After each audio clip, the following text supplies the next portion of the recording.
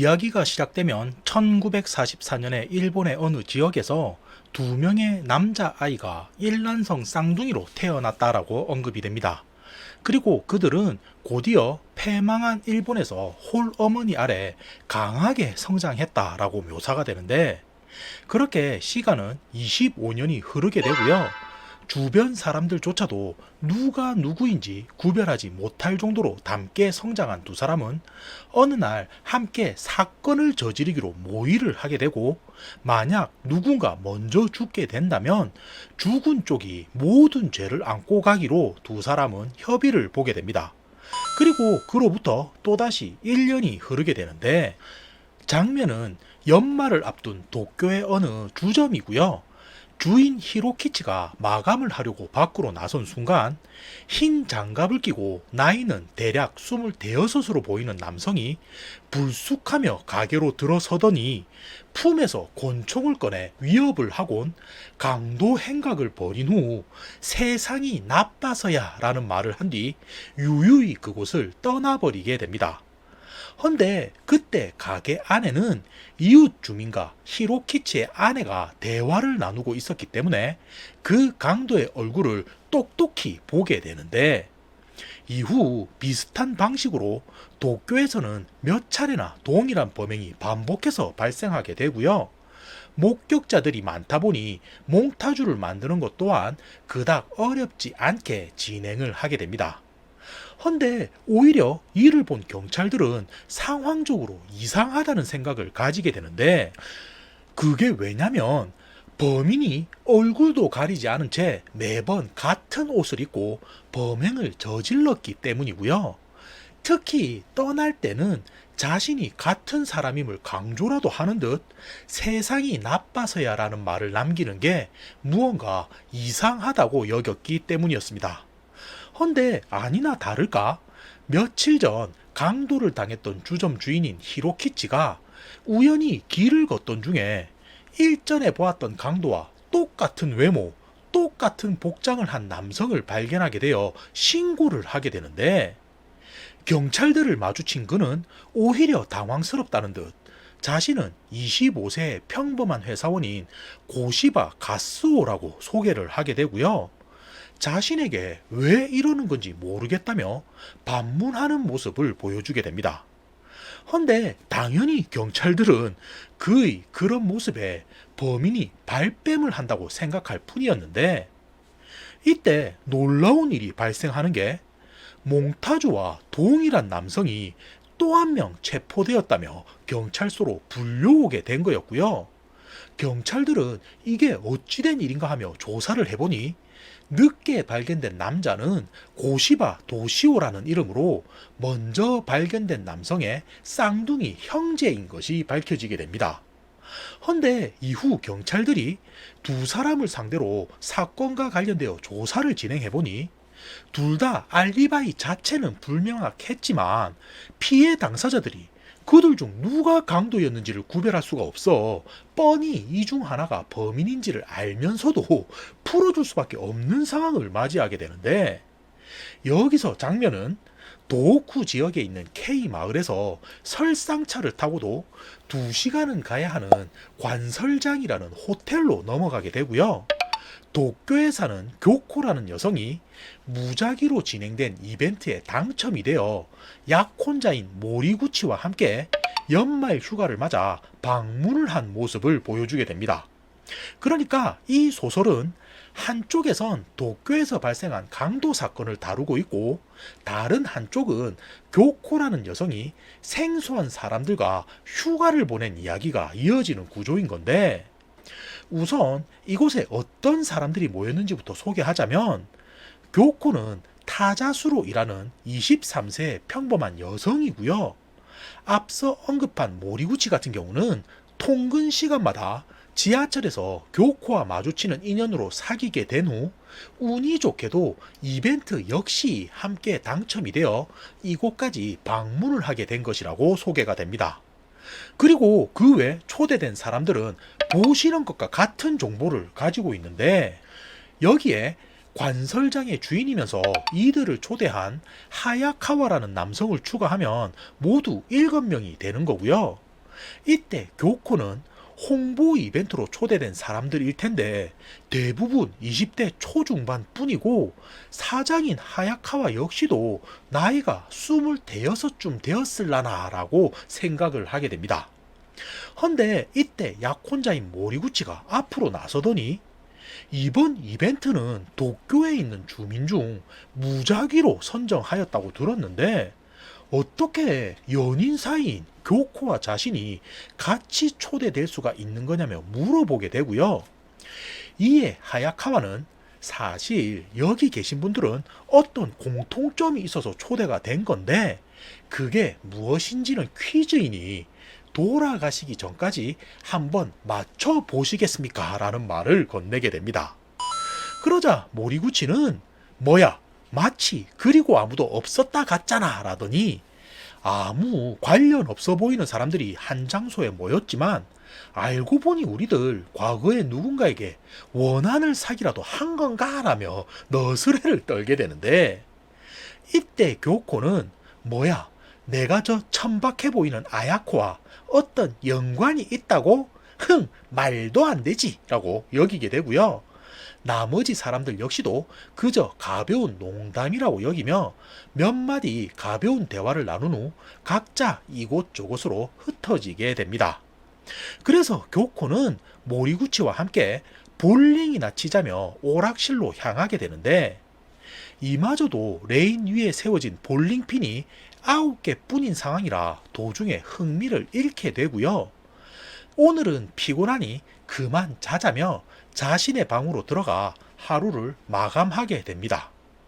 그리고 여기서 다시 상황은 도쿄로 넘어가 풀려났던 고시바 형제가 또다시 경찰에게 잡혀온 모습을 보여주는데 이게 왜 그런 거냐면 그들이 마치 경찰을 농락하기라도 하는 듯 풀려난 직후 또다시 나가 동일한 방식으로 범행을 저질렀기 때문이었고요. 강도 사건이 발생했다는 신고가 접수되자마자 집으로 돌아오는 고시바 형제를 경찰들이 곧바로 체포 후 연행을 했지만 이번에도 사건 피해자가 두 형제 중 누가 강도였는지를 구별하지 못하자 경찰들은 언론으로부터 무능하다는 질책을 받으면서도 또 한 번 고시바 형제를 풀어줄 수밖에 없는 상황이 되어버리고 맙니다.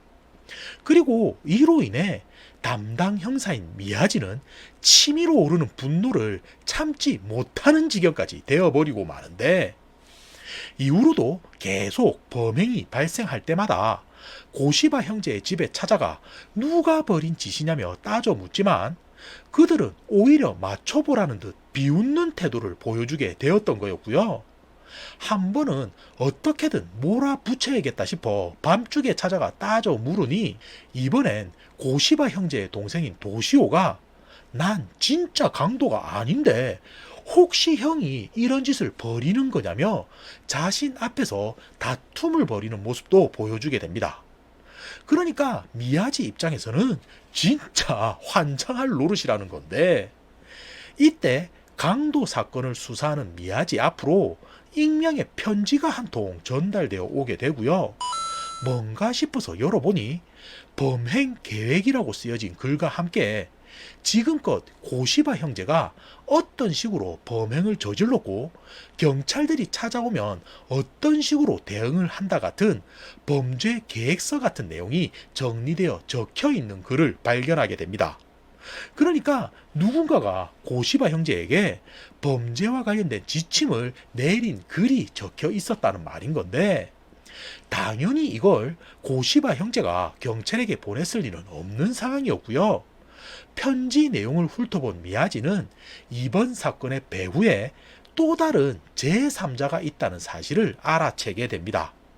그리고 여기서 이야기는 며칠 전 관설장에서 처음으로 사건이 발생한 때로 넘어가게 되는데 호텔 밖에서 스키를 타던 교코는 우연히 2층 창가에 무언가 목을 매 흔들리고 있는 모습을 발견하게 되고요. 잠시 후 그것이 투숙객 중 하나인 야베라는 것을 알아챈 그녀는 사람들과 함께 방으로 찾아가 그의 시신을 방 안으로 회수해 사망했다는 사실을 두 눈으로 확인하게 됩니다.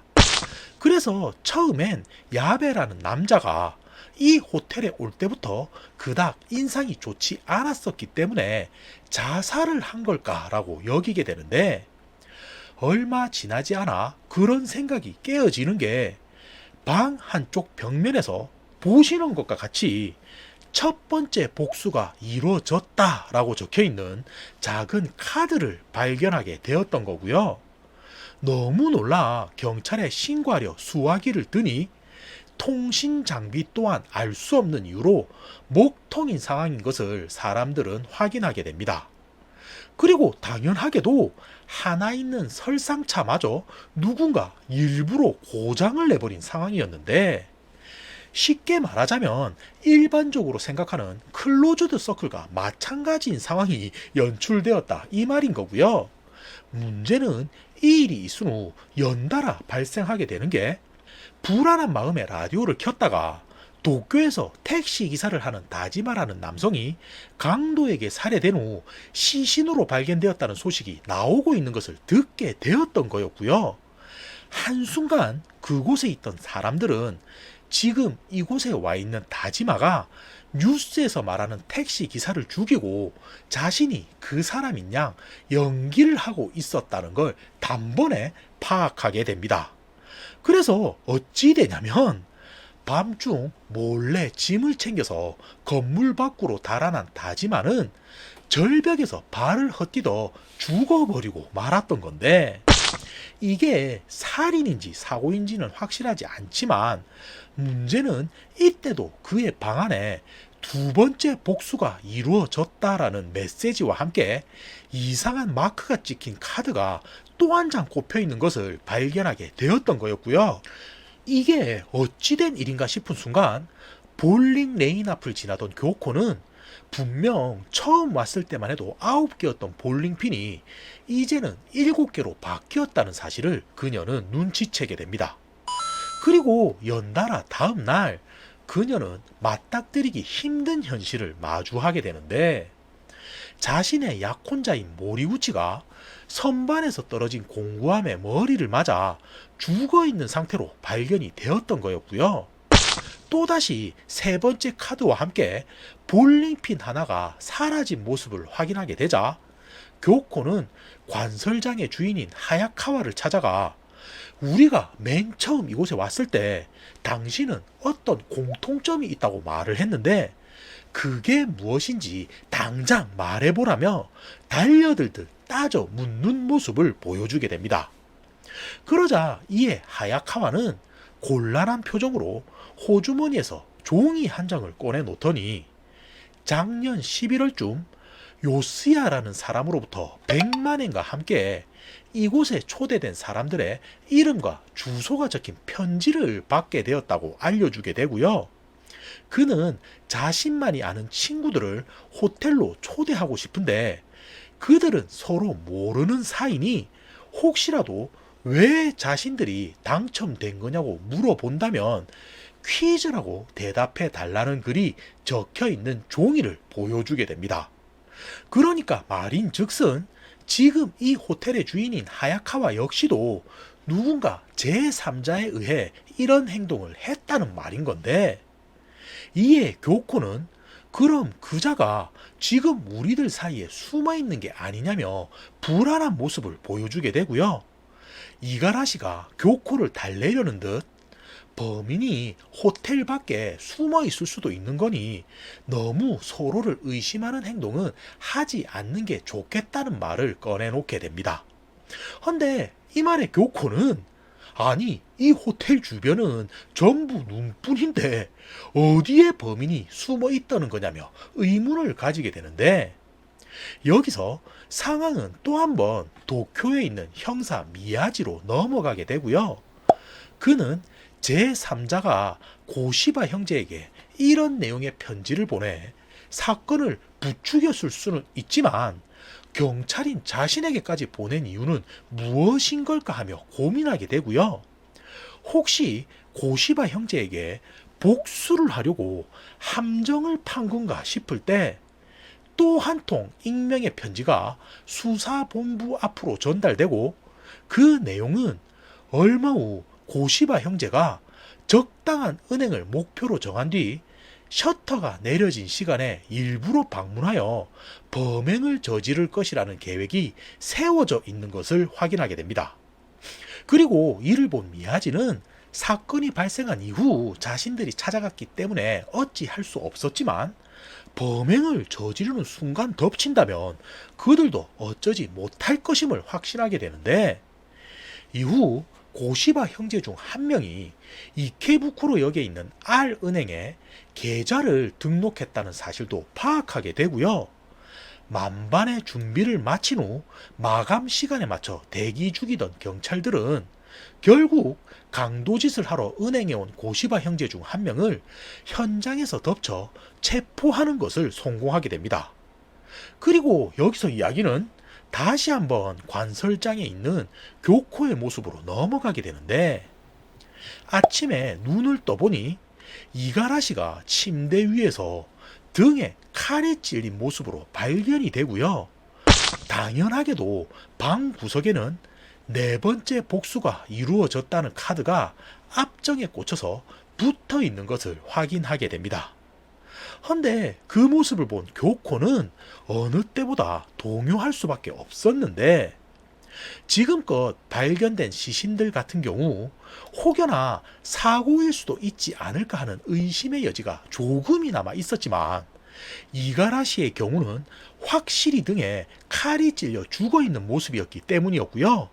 순간 속에서부터 울컥하는 것을 참지 못해 호텔 밖으로 뛰어나가 오바이트를 하고 있으니 갑자기 등 뒤에서 하야카와가 환호를 지르며 방금까지 두절되었던 통신이 다시 복구되었다는 말을 전해주게 되고요.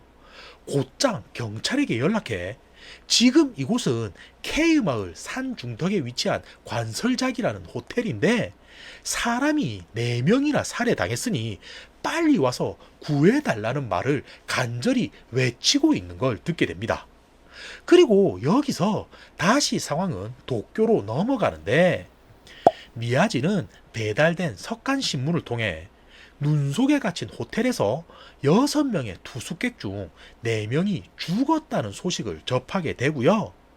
급히 지역 경찰들이 출동을 하긴 했지만 눈사태로 인해 길이 막혀 구조에는 난항을 겪고 있다는 기사를 읽어내리게 됩니다.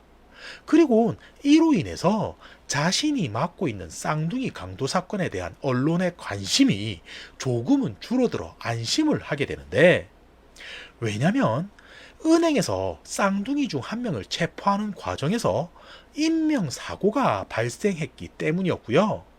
고시바 형제들 역시도 서로 번갈아가며 사건을 저질렀다는 증언을 확보하긴 했지만 누가 그들을 도와준 건지 자신에게 편지를 보낸 제3자가 누구인지는 알아낼 수가 없었기에 미야지는 찝찝한 마음을 담아둔 채 쌍둥이 사건은 그렇게 마무리를 짓게 됩니다. 그러니까 쌍둥이들을 체포하고 그들이 누군가에게 편지와 총을 받아서 범행을 한 거다까지는 알아냈지만 그들도 누가 어떤 목적으로 이걸 보냈는지는 모르고 그냥 시키는 대로 하니 진짜 강도짓이 되기에 이런 범행을 한 것뿐이다 였다는 건데, 이때 또 한 통 익명의 편지가 수사본부에 있는 미야지 앞으로 도착하게 되고요. 그 안에는 이렇게 복수가 모두 끝났다라는 문장과 함께 오른쪽 아래에는 보시는 것과 같은 마크가 선명하게 찍혀 있는 것을 확인하게 됩니다.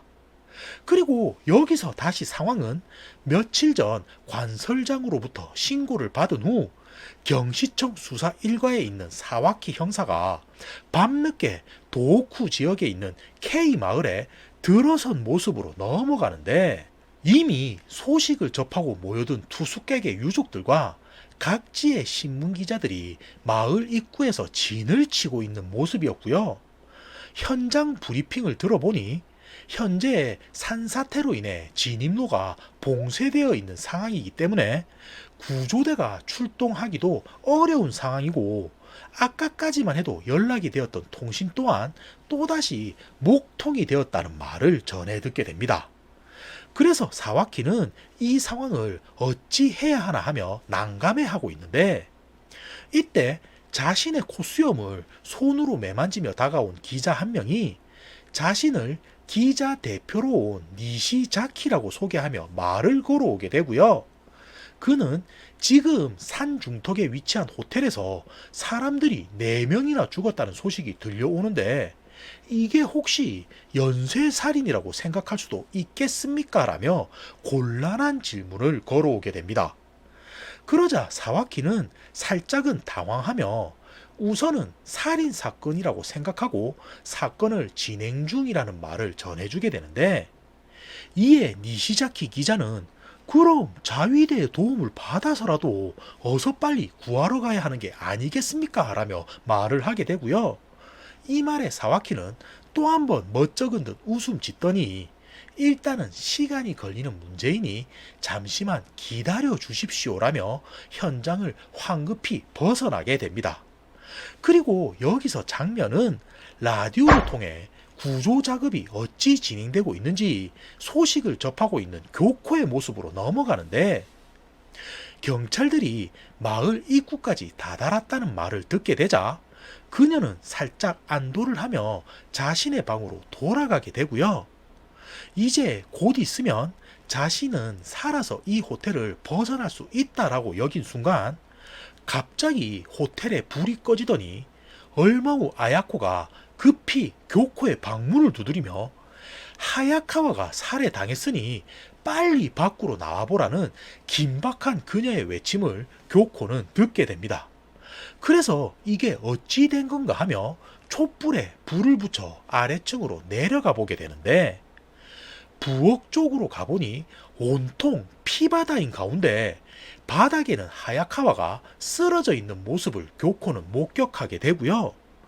이게 어찌 된 상황인 거냐며 아야코에게 물으니 그녀는 갑작스런 정전에 전기 설비를 살피러 부엌으로 갔다가 죽어있는 하야카와의 모습을 보고 자신도 놀라 소리친 것이라는 말을 교코에게 전해주게 됩니다. 헌데 이 말을 들은 교코는 갑자기 머릿속에서 마사지 업소에서 일하는 저런 여자 말을 내가 믿어도 될까라고 여기게 되는데, 상황적으로 봐서 정전이 되었다고 한들 혼자서 전기 설비를 살핀다는 상황도 도저히 믿기는 힘든 상황이었기 때문이고요. 지금까지 벌인 모든 일은 사실 아야코가 범인이고 지금도 나를 속이려는구나 싶은 생각이 들자 교코는 그러냐며 말을 돌린 후 곧장 자신의 방으로 돌아가 방문을 걸어 잠그고 펜과 종이를 꺼내 지금까지의 일들을 기록하기 시작합니다. 그러니까 자신이 왜 이곳에 왔고 차례차례 누가 어떻게 죽었는지 그 내용을 남겼다 이 말인 건데, 여기서 상황은 K 마을에서 하루를 보낸 사와키가 출동한 자위대원 몇 명을 앞세워 산을 오르는 장면으로 넘어가게 되고요.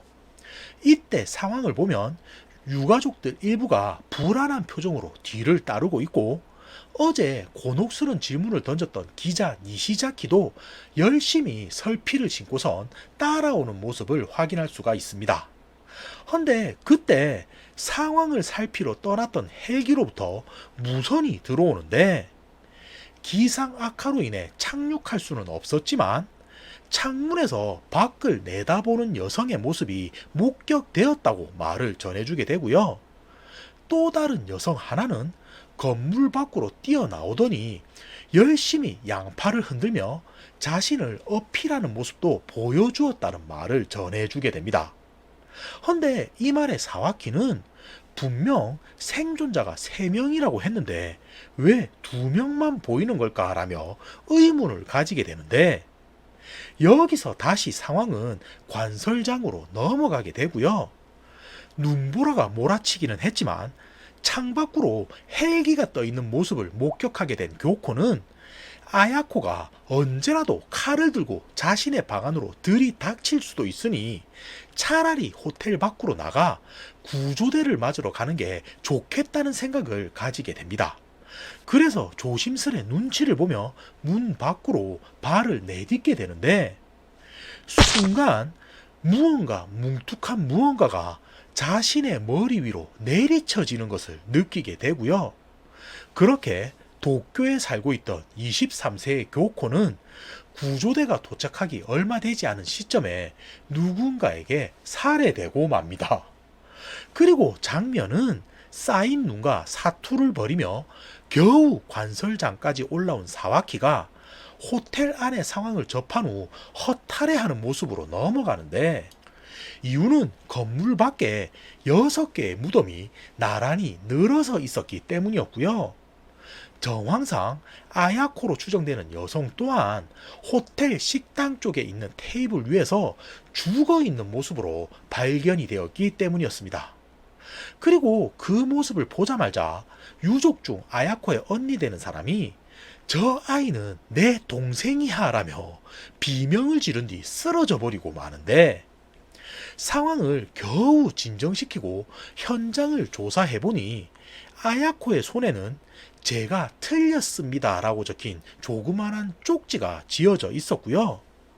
호텔 밖에 있는 무덤을 파헤쳐 보니 대부분 이곳에 온 투숙객들이라고 확인되어지지만 남성 2명의 시신 같은 경우는 유족들이 없었기 때문에 아마도 한 명은 택시 기사를 죽이고 도주한 강도일 것이고, 나머지 한 명은 이 호텔의 주인인 하야카와일 것이라고 추측하게 됩니다.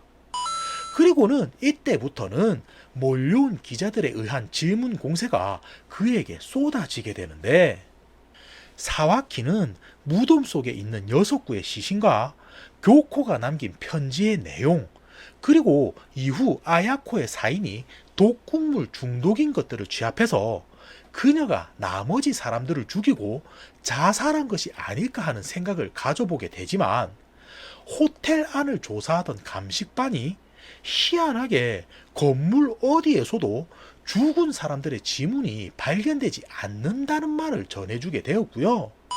사와키는 이대로 아야코가 범인이었다고 수사 발표를 하면 왠지 후회하겠다는 생각이 들어 기자들에게 양해를 구한 뒤 잠시 수사 발표를 뒤로 미뤄두게 됩니다.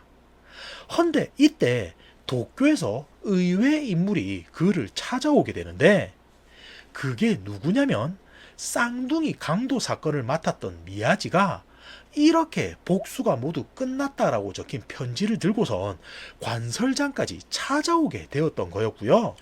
사와키가 그를 보곤 여기까지는 어떻게 오셨냐고 물어보니, 미야지는 이렇게 복수가 모두 끝났다라는 문장과 함께 오른쪽 아래에 작은 마크가 찍혀있는 카드를 보여주며 쌍둥이 강도 사건의 관련자가 아마도 이번 사건과도 연관이 있는 것 같군요 라는 말을 사와키에게 전해주게 됩니다. 자, 그리고 이제부터는 각각 다른 곳에 있던 두 형사가 서로 머리를 맞대어 사건의 진실에 대해 다가서기 시작하는데, 미야지가 관설장의 상태를 한번 훑어보더니 혹시 죽어서 발견된 7명 외에 또 다른 인물이 어딘가에 숨어 있을 수는 없겠냐는 질문을 던지게 되고요. 이에 현장 수사관은 혹시나 호텔 밖으로 나갔을 수는 있더라도 얼마 가지 않아서 얼어 죽고 말았을 거라는 말을 전해주게 됩니다. 그러자 그 말에 미야지는 그럼 도대체 이 편지는 누가 어디서 보낸 거지 하며 의문만이 쌓이게 되는데, 다시 한번 현장을 둘러보던 미야지는 볼링 레인이 설치된 오락실 앞을 지나다 처음 이곳에 왔을 땐 세워져 있던 볼링핀이 3개였었는데 지금은 왜 2개뿐이지 하는 의문을 가지게 되고요. 교코가 남긴 편지에서도 사람이 죽을 때마다 볼링핀이 사라졌다는 부분을 기억한 그는 이게 어찌된 일이겠냐며 사와키에게 물어보게 됩니다. 헌데 그는 별로 대수롭지 않다는 듯 유족이나 기자들이 마음대로 들어왔던 적이 있는데 그들 중 누군가가 가져간 게 아닐까요? 라는 말을 전해주는데 그 말을 들은 미야지는 자신이 생각해봐도 이제는 현장에 남아있는 사람이 없었기 때문에 그럴 수밖에 없겠다고 생각하게 되고요. 무언가 사건의 실마리가 있을 거라 여기며 여기까지 찾아왔지만 별다른 수확이 없자 자신이 받은 카드만을 만지작거리다 그는 다시 도쿄로 되돌아가게 됩니다. 그리고 경찰서로 복귀하기 위해 지하철역을 걷던 중 순간 지하철 벽면에 야마노테선의 노선도가 그려져 있는 모습을 본 미야지는 내가 전에 이걸 어디서 봤지 하는 기시감을 느끼게 되는데 잠시 길에서 멈춰 고민하던 그는 자신이 받은 카드 한쪽에 이것과 동일한 모양의 마크가 박혀 있다는 것을 떠올리게 되고요. 하야카와에게 돈과 편지를 보낸 사람의 이름이 요스야인 것을 떠올린 그는 야마노테선에 있는 요스야역의 역장실을 찾아가 최근 몇 년 안에 이곳에서 어떤 사고가 발생했던 적은 없었느냐며 정중히 물어보게 됩니다. 그러자 역장 직원은 그가 경찰인 것을 알고 몇 가지 사고에 대해서 알려주게 되는데 그중 56세의 노리코라는 아주머니 한 분이 출근길 인파에 밀려 넘어지는 사고가 났다는 내용을 전해주게 되고요. 처음엔 그닥 크게 다치지 않으셨지만 병원으로 이송되는 과정에서 택시기사가 승차를 거부하는 바람에 결국 병원으로 가지 못해 뇌출혈로 길에서 죽고 말았다는 이야기를 전해주게 됩니다. 그리고 특히 안타까웠던 게 얼마 후 25살쯤 되어 보이는 아주머니의 아들이 뒤늦게 찾아와 시신을 부둥켜 안고 아이처럼 울었던 게 기억난다는 말도 덧붙이는데 이 말을 들은 미야지는 이 사건이 지금껏 발생한 모든 사건들을 이어주는 열쇠인 것을 파악하게 되고요. 그 외 몇 가지 사실들을 추가적으로 확인한 다음 급히 경찰서로 돌아가 관설장에서 묻혀있던 시신 중 시신이 확인되지 않았던 2명의 남성에 대해 어떤 결과가 나왔는지를 다시 한번 찾아보게 됩니다. 그리고 예상했듯 다지마로 추정했던 사람은 정과 산범의 별개의 사람이라는 게 밝혀지게 되고요. 여기서 반전이 발생하는 게 자신을 관설장의 주인이라며 소개했던 하야카와라는 남성의 시신은 조사 결과 본인이 아니라 전혀 다른 새로운 인물이라는 게 밝혀지게 됩니다. 근데 제가 왜 이러는지 잘 이해가 안 되시죠? 이게 왜 충격적이냐면 지하철에서 죽은 아주머니의 아들이 사실은 관설장의 주인인 하야카와였기 때문이고요. 그 외에 초대된 사람들의 이력을 살펴보니 모두 아침에 해당 열차를 타고 출근을 하는 사람들이었다는 게 밝혀지게 됩니다. 그러니까 하야카와 입장에서는 자신의 어머니를 밀었다고 추정되는 사람들을 자신의 호텔로 불러 죽였다는 게 되는 건데 문제는 그가 다른 사람의 시신으로 바꿔치기 해서 사라졌다고 하더라도 그게 어떻게 가능하냐는 거였고요. 이후 추가로 정보를 모아보니 하야카와가 어머니의 시신을 안고서 아이처럼 울고 있으니 지나가던 고시바 형제가 어른이 뭐 하는 짓이냐며 비웃고 갔다는 증언도 추가를 하게 됩니다. 그러니까 범인은 하야카와가 분명하다는 걸 말해주는 건데 이제부터는 사건의 진상에 대해 설명을 드렸으면 하고요. 어느 정도 유추가 가능하시지도 않을까 싶지만 혹여나 혼란스러운 요소가 남아있다면 제가 이야기 초반 언급했던 두 형제의 이야기를 다시 한번 듣고 오시는 게 어떨까 생각이 들기도 합니다. 그러니까 제가 밑에 여기라고 타임라인을 만들어 두었죠. 그러니까 그 부분 클릭해서 보신 다음 다시 결말이라고 되어 있는 쪽 보시면 된다는 말인 거고요. 여러분 덕분에 조금씩 발전하는 채널이니 항상 감사하게 생각하고 있습니다. 자, 결말로 넘어가면 하야카와가 범인이긴 한데 그에겐 형제가 있었다는 것이 밝혀지게 되고요. 그가 누구인지 확인해보니 주오라는 신문사의 기자인 니시자키였다는 것이 확인되어지게 됩니다. 자, 그러니까 이 사람이 하야카와, 그리고 이 사람이 니시자키인데 모자를 벗기고 살짝 표정을 바꾸면 요렇게 되는 거고요. 이 사실을 알게 된 후 그의 신원을 확보하기 위해 출동을 하려는 순간 오히려 어떤 남성이 스스로 경찰서를 찾아와 자신을 하야카와라고 소개하며 미야지 형사를 만나고 싶다는 말을 전하게 됩니다. 그래서 미야지는 이게 어찌된 일인가 하며 그를 취조하기 시작하는데, 당신 어머니에 대한 이야기는 모두 알고 있고 관설장에서 죽은 사람들 역시 그 사건과 연관이 된 사람들이란 것도 모두 파악이 끝난 상태라는 것을 알려주게 되고요. 당신이 어떻게 혼자서 산을 내려왔는지는 모르겠지만 지금 이곳에 온 이유는 자신의 죄를 인정하려고 찾아온 것이냐며 물어보게 됩니다. 그러자 하야카와는 그 말에 맞다고 대답을 하더니 자기 대신 묻혀있던 남성은 평소 야마노테선을 타고 출근을 하던 겐타로라는 이름의 회사원이었다고 알려주게 되고요.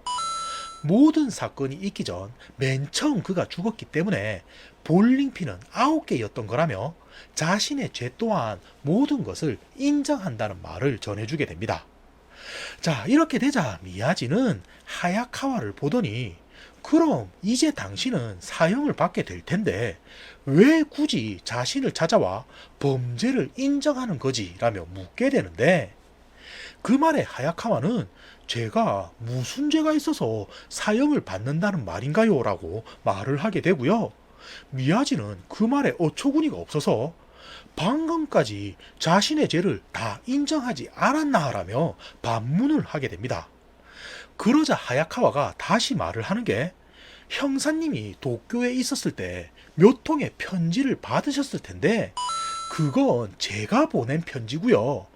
그때 저는 도쿄에 있었는데 어떻게 관설장에서 사람을 죽이겠습니까? 라며 어이없다는 표정을 지어 보이게 됩니다.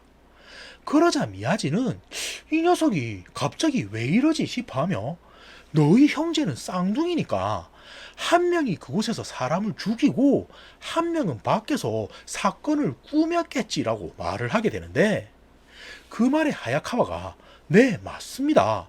제가 죄를 인정한 건 저희 형제의 죄를 인정한다는 말인 거고요. 한 명은 살인을 저지르고 한 명은 밖에 있었는데 제가 관설장 안에서 살인을 했을 거란 건 형사님께서 어떻게 확신하시나요? 라며 다시 한번 물어보게 됩니다. 그러자 이 말에 미야지는 아니 방금 자네가 스스로 자신을 하야카와라고 하지 않았나? 라고 이야기를 하게 되는데, 이 말에 또 한 번 하야카와는 그럼 관설장에 있던 하야카와가 나라는 건 어찌 증명할 수 있다는 거죠? 라더니 제 동생이 제 흉내를 낸 걸 수도 있지 않습니까? 라는 말을 전해주게 되는데, 이 말을 들은 미야지는 그제서야 관설장 안 어디에도 사람들의 지문이 발견되지 않았다는 것을 깨닫게 되고요. 분명 하야카와 형제 둘 중 하나는 관설장에서 사람을 죽인 게 분명하지만 지금 눈앞에 있는 하야카와가 그 살인을 저지른 하야카와가 맞는지는 아무도 증명할 수 있는 방법이 없는 것이고, 행여나 동생인 니시자키가 나타나 사건의 진상에 대해 말을 한다면 누군가를 벌할 수도 있겠지만, 그 동생이 만약 자신이 죽을 줄 알면서도 죄를 덮기 위해 볼링핀 하나를 들고 인적 없는 산으로 들어가 죽어버렸다면 지금 눈앞에 있는 하야카와에게 살인에 대한 어떤 잘못도 물을 수가 없다는 것을 미야지는 깨달으며 이렇게 소설은 끝이 나게 됩니다. 하지만 진짜 결말은 제가 더보기란에 추가해 놓도록 할 테니 관심 있으신 분들은 참고해 주시기 바라고요. 긴 영상이었는데 봐주셔서 감사합니다. 끝!